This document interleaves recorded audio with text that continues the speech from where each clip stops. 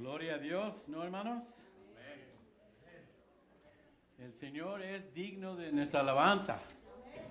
Es digno de nuestra alabanza.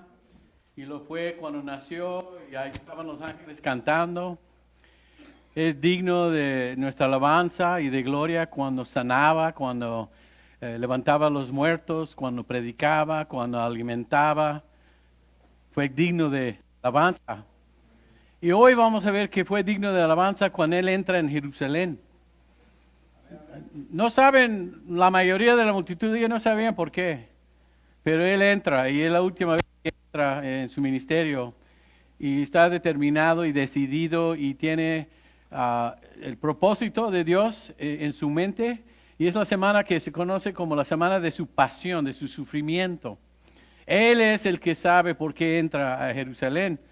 Todos los demás, pues ellos tienen otra idea. Pero todavía es digno el Señor de nuestra alabanza. Aún en su sufrimiento es digno de nuestra alabanza. Y nosotros también, cuando sufrimos, Él sigue siendo digno de nuestra alabanza. Y en su victoria y su resurrección es digno de alabanza. En nuestras victorias, Él es digno siempre. Amén.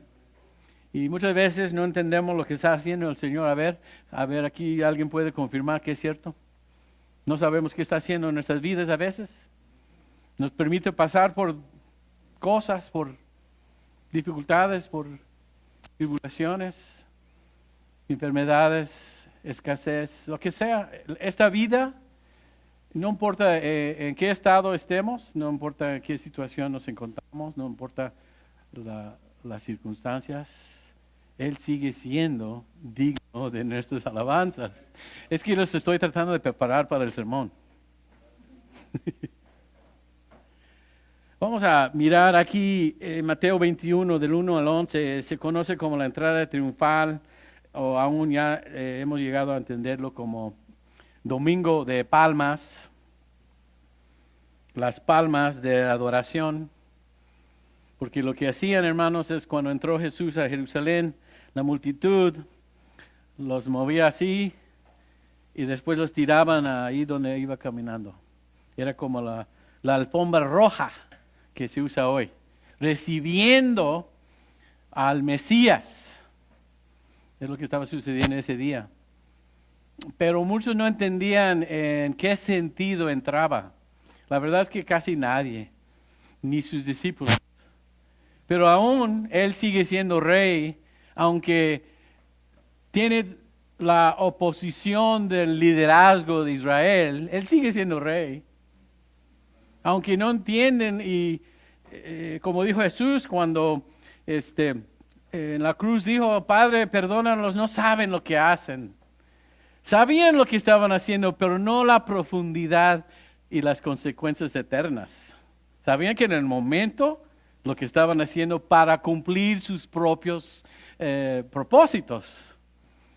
Ya saben que el liderazgo y que la multitud tenían sus ideas de qué esperaban de Cristo. Es decir, que hoy vamos a tratar de conectar con nuestra vida hoy. No es cierto que estamos pasando por un tiempo difícil, tal vez en el sentido político, el sentido económico, el sentido social. Hay tantos cambios y de repente buscamos a alguien que nos va a rescatar, que nos va a liberar, que nos va a abrir otras oportunidades, esperamos, ¿no? Debemos sentir lo que está sucediendo en aquel entonces con nuestra propia vida hoy, ¿no? Porque lo estamos experimentando. Les quiero decir que aún tal vez no estamos muy felices con los que nos gobiernan, los del Congreso, los del Senado, el presidente o el que quiere ser presidente. Fíjense, hermanos, que ahí no se encuentra la solución para nosotros. Trump no es la solución, pero tampoco Biden. No, Jesús es la solución. Ay, qué básico eres, pastor. Gracias. Porque si soy básico, soy básico en las cosas del Señor. Fíjate, este capítulo, el 21, lo vamos a leer. Es uno de mis favoritos. Yo ya tengo un capítulo listo para un libro. Este sermón lo he estudiado por años, porque me encanta. Y hay tantas cosas que están sucediendo aquí que creo que podemos sacar algunas cosas. Si quieren ponerse de pie, vamos a leer del 1 al 11, aunque hay mucho más, pero vamos a leer esa parte. Solamente quiero hacerlo saber que después del versículo 11, si miran, es que voy a nada más darte un poco de lo que está después en Mateo 21. Fíjense que después Jesús, no sé si saben, entra primeramente a Jerusalén en lo que es la entrada triunfal. Después de entrar, su camino lo llevó ¿a dónde? Bueno, para los reyes y los conquistadores militares de aquel entonces, cuando entraban a la ciudad después de una victoria o después de derrotar a sus enemigos, entraban al palacio. Pues claro, pero él no va al palacio. ¿A dónde va según el versículo 12? Él va al templo. Fíjense qué distintos son las actividades del Señor. Él entra en la entrada triunfal, Él recibe toda la alabanza que Él merece, porque es digno. Y en vez de ir al palacio para establecerse una vez más su soberanía, Él va al templo. Imagínate, Él va al templo y lo purifica. Porque primero las cosas de Dios y la casa de Dios tienen que tener sus vidas en orden.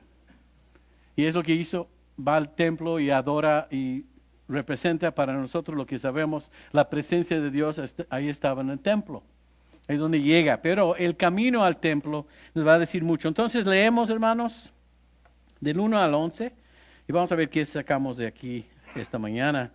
Cuando se acercaron a Jerusalén y llegaron a Betfagé, junto al monte de los olivos, nada más quiero hacer un comentario. Es el mismo monte de olivos donde va a llegar y tocar sus pies Jesús en su segunda venida. ¿Ok? Es la primera venida que estamos hablando aquí. Sus pies también tocarán los montes de olivos. Nada más que recuerden que hay dos llegadas, dos venidas. La primera es esta. Entonces, dice Jesús, envió a 2 discípulos diciéndoles, vayan a la aldea que está enfrente de ustedes y enseguida encontrarán un asna atada y un pollino con ella. Desátenla y tráiganlos a mí. Y si alguien les dice algo, digan, el Señor lo necesita y enseguida los enviará. Esto sucedió para que se cumpliera lo que fue dicho por medio del profeta, cuando dijo, el versículo 4 nos dice que todo lo que está sucediendo fue para cumplir lo que dijo el profeta Zacarías, es el profeta. Digan a la hija de Sión, mira, tu rey viene a ti, humilde y montado en un asna y en un pollino, hijo de bestia de carga. Entonces fueron los discípulos e hicieron tal como Jesús les había mandado. Otro comentario, porque no lo voy a dedicar más tiempo después.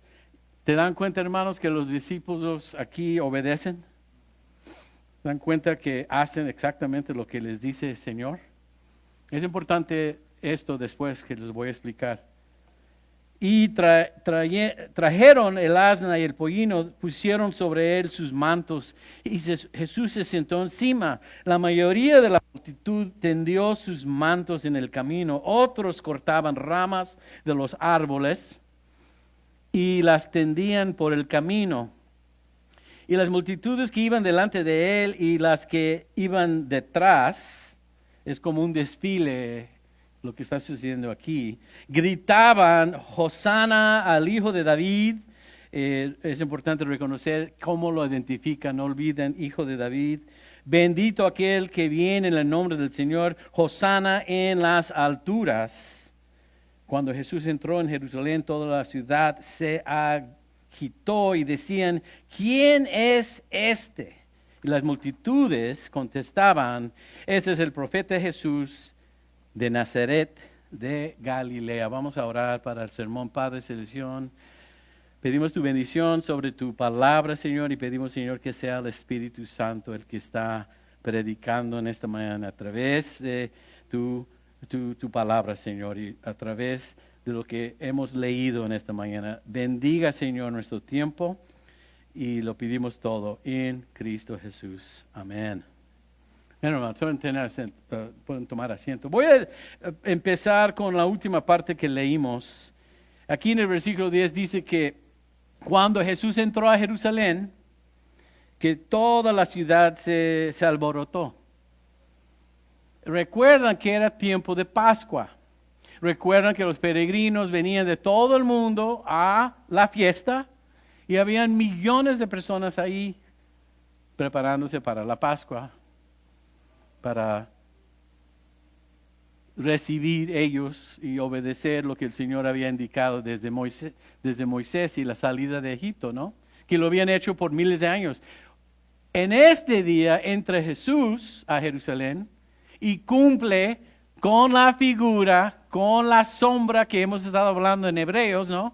Que todos esos días de celebración en el pasado eran cumplidos en la persona de Jesucristo. Y más bien nos dice Pablo en Corintios que Jesús es nuestra Pascua. Y eso es lo que simboliza, es lo que está sucediendo. Ahí viene lo que es aquel que va a dar su vida en sacrificio por los pecados del mundo. Amén. Lo mismo que dijo Juan el Bautista cuando miró a Jesús caminando al lado del río Jordán y bautizando ahí a la gente, y viene Jesús y lo que dice de él es, he aquí el Cordero de Dios que quita los pecados del mundo. Ya llegó el momento preciso en el calendario de Dios, la Pascua, y por eso entra Jesús. Pero hay una multitud de personas ahí celebrando. Ellos lo reciben, y es importante esta parte también. Pero vamos a ver primero, y vamos a hacerles la pregunta. Ellos, muchas de las personas, dice ahí en el versículo 10, hicieron esta pregunta, ¿quién es este? ¿No? ¿Así lo dice? Y dice que contestaron, este es el profeta Jesús de Nazaret de Galilea. Es la mejor pregunta que se puede hacer, hermanos. ¿Quién es este? Si tú quieres abrir una conversación con alguien sobre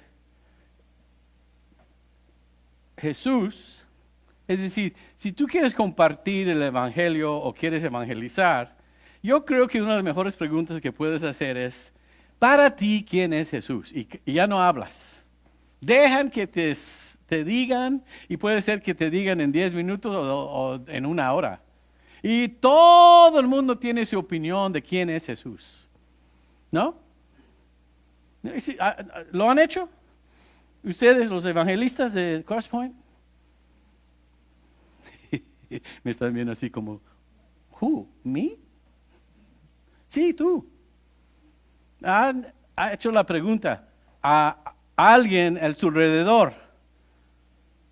Oye, para ti, ¿quién es Jesús? Porque recuerda cuando Jesús estaba con sus discípulos en Mateo 16 y les dice a sus discípulos, oye, ¿quién dice la gente que soy yo? Y recuerdan que decían, bueno, algunos dicen que eres Juan el Bautista, otros Jeremías, otros Elías. Y hay razones de por qué mencionaron esos nombres. ¿Recuerdan que le echaron la cabeza de Juan el Bautista? Había rumores que se había resucitado en la persona de Cristo. Por eso se menciona. Recuerda que Jeremías, antes de que Babilonia había llevado a Judá en exilio a Babilonia, que se habían matado ya a los hijos del rey. El rey Zacarías y también sus hijos, entonces sobraba, o los que todavía vivían eran las hijas, y cuando ya no hay varones en la línea de descendencia, pues entonces son las hijas que van a tomar posesión del reino, pero se desaparecen de la historia de la Biblia con Jeremías. Nunca hemos sabido dónde fueron. Algunos piensan que Jeremías escondió el arca y todos los utensilios o los muebles del templo porque se destruyó. Y es un gran problema que tienen los israelitas hoy. No tienen, y se ha dicho que ya han por lo menos diseñado otra vez estos muebles y las cosas que pertenecen al templo, o más bien tal vez hasta los encontraron, no sabemos, pero no tienen dónde construir el templo porque ahorita existe el domo de la piedra, que es el templo de los musulmanes. No tienen problema, no sabemos, pero desaparece Jeremías y después Elías. Recuerda que no murió porque lo llevó en un carro de fuego, ¿no? Entonces tal vez es él. Y Jesús les dice, no, pues no soy ninguno de ellos. Y después hace la pregunta personal, ¿quién dicen ustedes que soy yo? ¿Y quién es el que habla y el que responde? Pedro. ¿Y qué dijo? Tú eres el Hijo del Dios viviente. Entonces la pregunta es buena, ¿quién es Jesús? Si es que vas a ir a evangelizar, deja que la gente te diga para que después les puedas enseñar no las opiniones o no las ideas o no las ilusiones o la perspectiva, las opiniones. Pero ¿qué dice la Biblia de quién es Jesús? Nosotros sabemos como cristianos porque tenemos esta preciosa palabra. No tengo que inventar nada, tengo que luchar con lo que dice y tengo que aceptar quién es. Y aceptando quién es Jesús, eso es lo que cambia y transforma mi vida. Porque yo soy el que tengo que adoptarme a Él y Él no se va a adoptar a mí y a mis ideas y mis perspectivas y expectativas. Y ese es el problema que tienen ahí. ¿Es profeta? Cierto. ¿Cuál es la respuesta, no? Pues más bien es aquel profeta que mencionó a Moisés, que iba a venir en un futuro. Es de Nazaret, de Galilea. Sí, tiene muy bien conocido su geografía. Pero ¿saben qué, hermanos? Si es todo lo que pueden decir, es que le ha fallado, pero en una manera increíble sus líderes y sus maestros, los mismos gobernantes de Israel. Deben de saber más que eso. Tienen todo el Antiguo Testamento en sus manos. ¿Por qué no lo conocen bien? Porque siempre tenemos deseos, siempre tenemos opiniones, siempre tenemos ilusiones, opiniones, perspectivas, las cuales nos convienen a nosotros. Queremos a un Jesús que va a conquistar a Roma. Queremos un Jesús, un Mesías, que nos va a llevar a una prosperidad económica. Queremos a un Jesús que cuando alimentó a los 5,000, ¿recuerdan? Lo querían tomar a fuerzas y hacerlo rey desde entonces. Porque qué conveniencia tener a alguien que está gobernando que te puede dar de comer todos los días por gratis, o como a mí me gusta decir, for free. ¿Recuerdan esa historia, hermano? Está en los evangelios. Querían agarrar a Jesús en ese momento después que Él los alimentó, y eran más que 5,000, eran los varones. Vamos a decir que si la mitad de ellos tenían esposas, entonces son 7,500. Si la mitad de ellos tenían hijos, entonces ya estamos más que 10,000. Pueden ser más. Y lo querían forzar a ser rey, pero el rey que ellos querían. ¿No? El rey que les convenía. Pero ¿qué rey vino? Qué bonita canción cantamos hoy. No un rey coronado, una corona de oro y de piedras preciosas, pero lo hizo con espinas. ¿Qué? ¿Cómo va? ¿Cómo cantaron?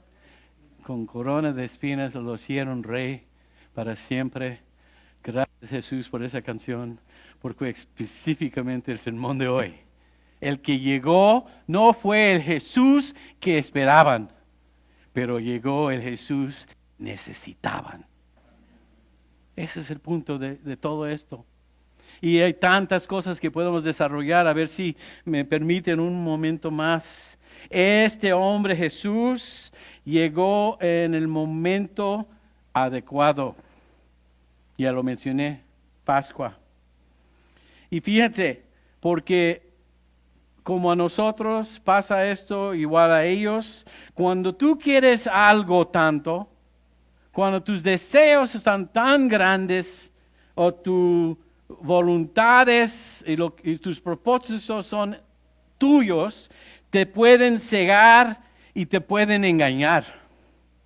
Y tú puedes hacer a un Jesús que no existe. Es idolatría, hermanos. No podemos hacer de Jesús de lo que Él queremos nosotros que sea. Tenemos que aceptar el Jesús que es. Y este Jesús viene con un propósito, con una determinación. Es decisivo, con la mirada hacia la cruz, y nada lo va a detener. Y aún sabe Él lo que le espera. Por eso se dice la semana de pasión. Conoce bien sus sufrimientos, conoce bien que lo van a engañar, que lo van a traicionar, que lo van a meter en juicios corruptos. Sabe bien que lo van a azotar, que lo van a hacer sufrir un montón, el cual no tenemos ni idea. Y todavía llega a Jerusalén, porque es motivado por amor, misericordia y la gracia de Dios. Y Él sabe si no viene y si no cumple con aquello que se decidió desde antes de la fundación del mundo, según Apocalipsis, que este plan Dios lo había establecido, el Padre, el Hijo y el Espíritu Santo. Cuando los hombres fallaron en Edén, ellos tenían un plan ya establecido, y nosotros somos los que vamos a beneficiar cuando aceptamos esta llegada, esta misión, el cual tiene Jesús de ir directamente a la cruz. Entonces, fue como los profetas habían dicho, ¿no? Pero no es el Mesías que esperaban, no es el Mesías que conocieron. Finalmente, fue el Mesías que rechazaron. Porque aquí los encontramos alabando al Señor este día cuando entra, pero 3 días después van a estar gritando, crucifíquenlo. ¿Por qué? Porque no les iba a dar lo que querían. No era quien esperaban. Hay que tener mucho cuidado, hermanos, de no inventar un Jesús que no existe. Porque es adorar a un Dios falso. Este Jesús es el que tenemos aquí. Por eso es tan precioso esta palabra. Y sí, debemos luchar en entender lo que dice esto. Y si va contra nuestras ideas, fuera con nuestras ideas falsas y nuestras ideas equivocadas. ¿No? Yo quiero, y gracias a Dios, espero que todos podamos entender, este Jesús que vino, fue el que vino como Cordero de Dios en su primera venida. Y ese es el Señor, y ese es el Mesías que conocemos y le damos gracias por la obra que cumplió en la cruz del Calvario. ¿No? Entonces, Jesús también sabe algo cuando entra a Jerusalén. No es ignorante, Él conoce lo que rodeaba a la gente en aquel entonces. Él conoce la ocupación de sus tierras de Roma. Él conoce los impuestos pesadas que había puesto sobre ellos. Él conoce las injusticias romanas y Él conoce lo que sufrían el pueblo de Israel bajo la mano pesada de Roma. Él sabe todo eso. Él también conoce la condición de sus corazones. Y es más importante para Él, no lo físico y lo temporal, los reinos de este mundo. A Él le interesa más lo eterno y nuestras almas salvadas. Y Él puede cortar como un cuchillo caliente sobre la mantequilla y Él puede llegar al punto fácil, sin pensarlo dos veces. Él sabe por qué está ahí. Los demás no. ¿Saben por qué lo están alabando? Porque creen que va a derrotar a los romanos. Creen que van a establecer. Recuerda que los discípulos, aún después de la resurrección, estuvo con ellos 40 días. De Pascua a Pentecostés son 50 días. Pentecostés literalmente significa 50 días. Él estuvo con ellos después de la resurrección por unos 40 días y después Pentecostés, ¿no? Esperan aquí en Jerusalén, va a venir el Espíritu Santo y esperan, ¿no? Y te les va a dar este poder para ser mis testigos de todo el mundo. Ok, vamos a hacer eso. Y así, antes de ascender y salir en las nubes, como dice ahí en primera de Hechos, primer capítulo, los discípulos lo miraron, los ángeles que estaban allá en las nubes, decían, este mismo Jesús que han visto salir y ascender, va a regresar de tal manera, pero un poquito antes de eso, ¿qué están pidiéndole a Jesús? Oiga, Señor, ¿cuándo vas a establecer tu reino? ¿Te das cuenta que es lo único que tenían en su mente aún después de la resurrección? Entonces, ¿qué tal los demás que no estaban y no eran sus discípulos? Pues ellos tienen sus ideas. ¿No? Dicen, esas cosas son para mí, son conocidas de mi Padre, no lo dice así el Señor. Esa información pertenece a mi Padre. Obedézcanme primero y después llega el momento cuando va a venir la segunda vez. En el libro de Judas, así se dice en español, Jude, ahí habla de Jesús cuando regresa la segunda vez con millares de sus santos en caballos para derrotar a sus enemigos. Esa vez sí va a llegar a como ellos quieren hoy, en lo que estamos leyendo, en el contexto de la historia de hoy. Esta vez viene como, y lo vemos ahí, montado en un asna. Ay, qué miedo. Imagínate, ahí viene Jesús. ¿Y esto qué es? Es simbolismo. Él viene en humildad. Él viene en paz. Él viene en misericordia. Porque si hubiera venido como lo quieren que viniera, ya todo se iba a borrar en ese momento. Y nosotros nunca hubiéramos nacido y conocido la salvación. Dios tiene sus planes y su calendario y lo va a hacer a tiempo. Aquí ellos tienen otras ideas, pero Él sigue y viene. Y Él conoce lo que estaban sufriendo y las injusticias y los impuestos y las restricciones que en ese sistema cruel de los romanos, Él sabe todo eso, pero Jesús aparece con una sola cosa en su mente y es llegar a la cruz. ¿Quién es este? Decían, ¿quién es este? El versículo 4 nos dice, esto sucedió para que se cumpliera lo que fue dicho por medio del profeta. Ya les expliqué, Zacarías, cuando dijo, digan a la hija de Sión son los israelitas.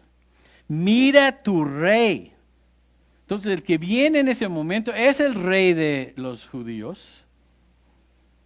Viene a ti. Imagínate, Dios envió a Jesús a ellos primero. Primero vino a la casa de Israel, después a los gentiles, ya una vez que lo rechazaron, ¿no?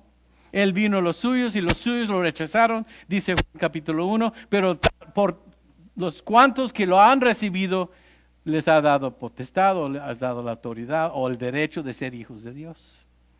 Porque Israel los rechazó, nosotros entonces el Señor abrió la puerta para todos. Porque ellos lo rechazaron. Y lo van a rechazar aquí. Porque no es quien creen que debe ser. No llegó como ellos querían. Entonces ahí dice, viene a ti tu rey. Qué maravilloso que el Señor nos envió este rey. Humilde.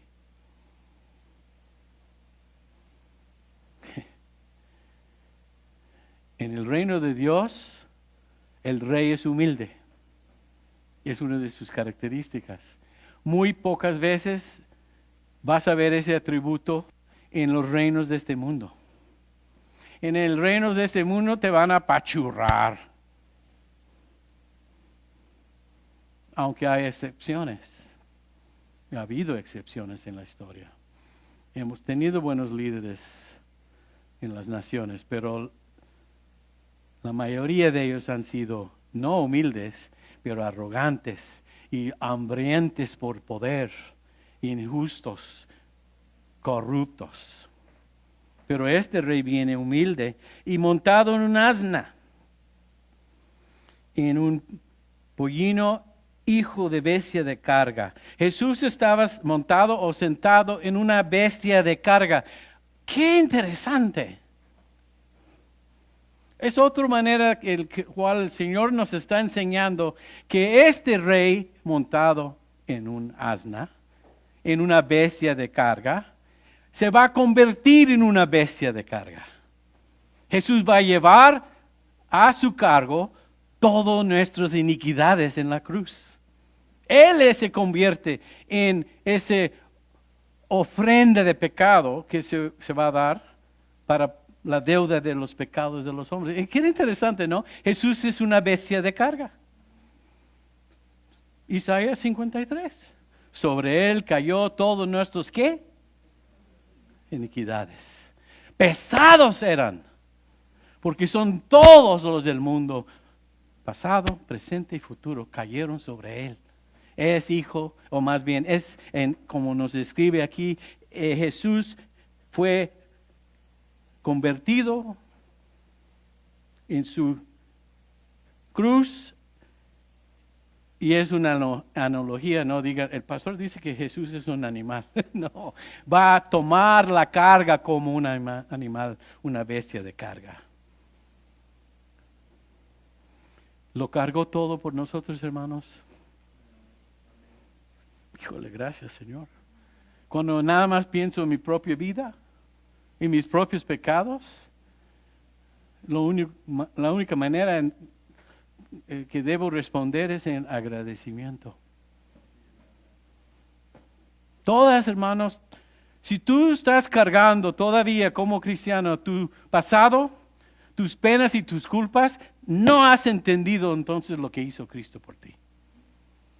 Nadie tiene el derecho de apuntar el dedazo a ti de lo que has pasado en tu vida antes de Cristo. Todo lo cargó Él. Pero si no reconoces que tienes carga de pecado, ¿cómo lo vas a recibir? Si estás ciego y no entiendes que tienes hambre o tienes sed, ¿cómo vas a tomar agua o comer pan? Por eso viene humilde, porque viene no amenazándonos, no viene condenándonos, como dice Juan capítulo 3.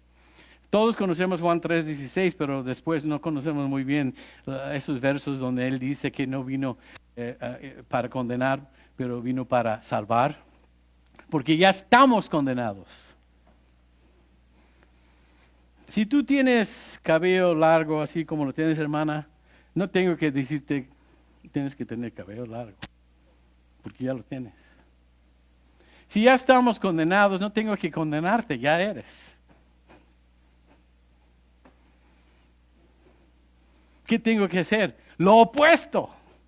Tengo que ofrecerte algo que te perdona, algún instrumento, alguna manera, algún plan para que puedas tener una opción. ¿Y cuál es la opción? Aunque eres pecador o pecadora, aunque eres culpable de ofender a Dios, puedes recibir, Señor, su perdón y puedes recibir su justicia porque Él te lo da cuando recibes a Cristo, porque recibió Cristo tus pecados, tú recibes la justicia de Cristo, es acreditado a tu cuenta. Y nadie te puede decir nada. Le doy gracias a Dios porque hay tantas cosas en mi pasado que, híjole, qué pena, hermanos. Pero ya no los recuerdo. Bueno, humanamente hablando, no, todavía tenemos.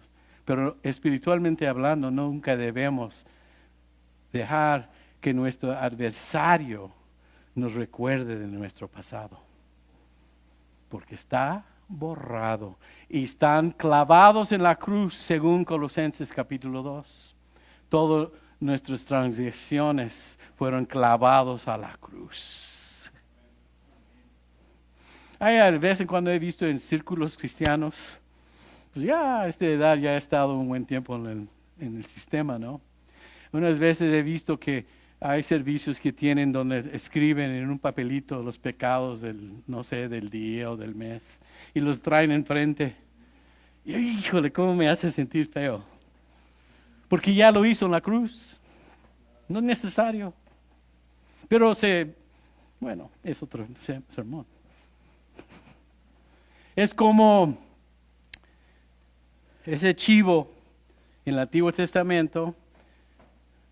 Habían dos que tenían que traer al altar, después en lotes, uno iba a ser sacrificado y su sangre derramado y llevado al lugar santísimo, a lo que era el arca, para que el Señor perdonara los pecados del pueblo del año, los pecados de todo el año pasado. Y después otro se llevaba al desierto lejos y ponían las manos y todos los pecados del pueblo caían sobre ese chivo correteado. Y lo soltaban y se perdía. En inglés se llama the scapegoat, todos entendemos, pero yo diré es el chivo de escape, para tener la misma traducción. A través de ese chivo escapan nuestros pecados para nunca encontrarlo otra vez. Entonces esos pecados que cayeron sobre ese chivo, no los podías mencionar más, ya estaban perdonados, por lo menos en ese año. Por nosotros en la cruz del Calvario, cuando vemos aquí que es una bestia de carga, lo cual Él está montado, Él viene humilde, Él viene no amenazándonos con juicio, pero Él viene dándonos el regalo de salvación. No viene condenándonos, viene perdonándonos. Qué bonito mensaje tenemos en el Evangelio. Esas son las buenas nuevas. Entonces, yo tengo tantas cosas aquí que no voy a llegar a nada de esto, pero déjame seguir por lo menos a lo que sigue de ahí. Dice que gritaban, Hosana, Hosana. ¿Sabe lo que significa Hosana? Lo encontramos en Salmo 118, 25. Simplemente y literalmente lo puedes traducir varias veces. Señor, salva ahora, es lo que significa. Ellos querían salvación ahora. O libéranos hoy. Danos victoria en este momento. ¿De qué? Pues de los romanos. Te das cuenta que no entendían todavía. Entonces por eso alababan al Señor y le decían al Hijo de David, es el título que mencionan aquí, y es un título que los judíos entienden que se refiere al Mesías. Buscan todavía Israel hoy un Mesías, porque rechazaron el primero. Y cuando se establece el nuevo templo, que no pueden construir en este momento, porque hay otro obstáculo, a recibir fácilmente a un falso Mesías, anticristo. Va a entrar a este último templo.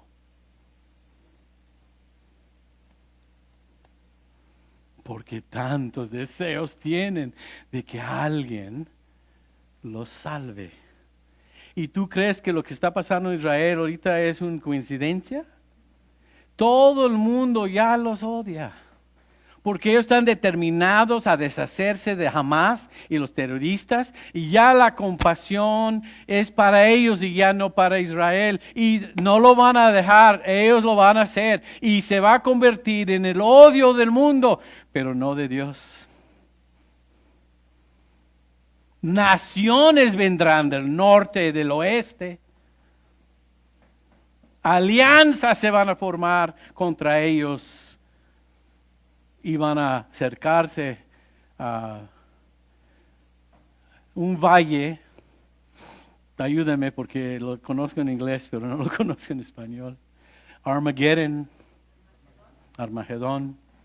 Pero me estoy avanzando muy allá. Estoy diciendo, el rey que viene hoy no vino para rescatarlos de eso, pero vino a rescatarlos de sus pecados y aún a todo el mundo.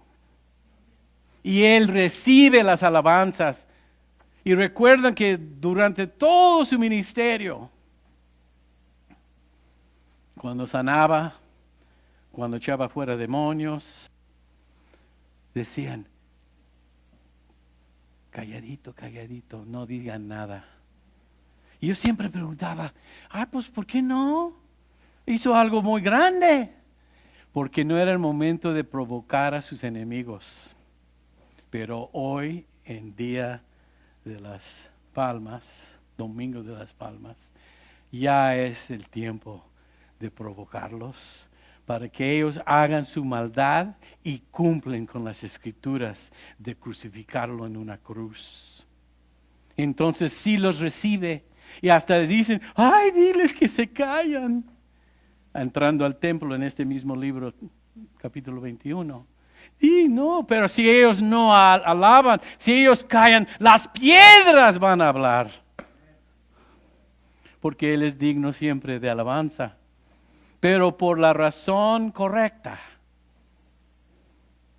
¿No? Él es digno. Siempre digno.